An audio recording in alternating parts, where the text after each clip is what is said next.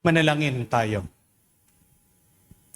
Ama namin mapagmahal, kaming pinalalakas ng banal na pakikinabang ay matutunawa kay Santa Escolastica para hanapin ikaw lamang at takuin ang bagong pagkatao sa aming pamumuhay. Sa pamagitan ni Jesucristo kasama ng Espiritu Santo, magpa sa walang hanggan. Amen. Mga kapatid, pag po sasakit ang loob niyo, kapag merong taong palaging namumuna sa inyo, naghahanap ng butas o mali sa ginagawa niyo. Tandaan niyo ang 3 dahilan bakit ginagawa nila ito. Una, dahil insecure sila sa inyo. Remember that when people throw rocks at you, it is because they are beneath you. Nobody throws a rock going down. Kasi pag ang tao nakaangat na, hindi na po nila concerned na ibaba pa yung mga nasa ibaba nila. Hindi po ba?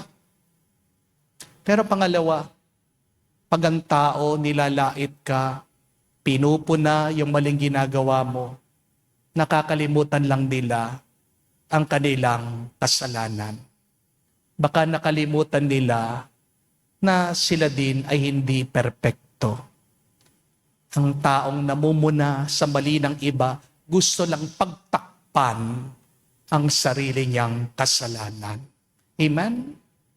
But third and last, kaya naman naghahanap ng butas yan, kasi yan yung madaling gawin. Pero hindi ibig sabihin, madali, dapat nating gawin. Ang mahirap, magmahal. Madali lang pong manira, hindi po ba? Kahit po sa bahay, pasira niyong bahay, walang isang araw, ubos yan, pulbos yan.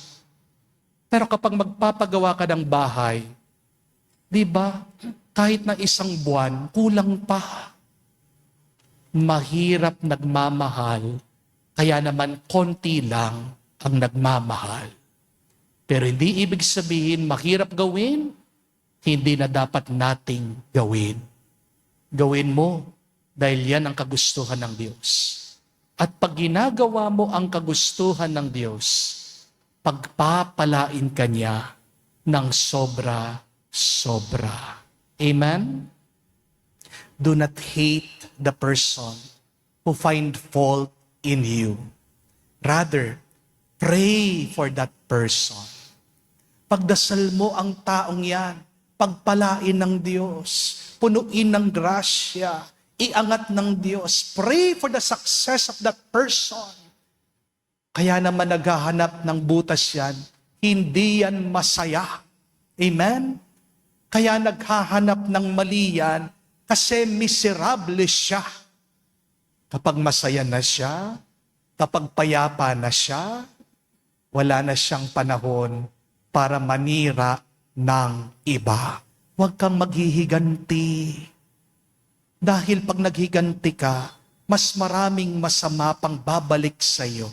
Hayaan mo yung mga taong naninira sa iyo, pero ikaw piliin mong maging mabuti, piliin mo ang banal. Pray for that person because you cannot hate a person that you pray for. Makikita mo, mas marami pang grasya ang darating sa iyo pag pinipili mong maging mabuti sa mga gumagawa ng masama sa iyo.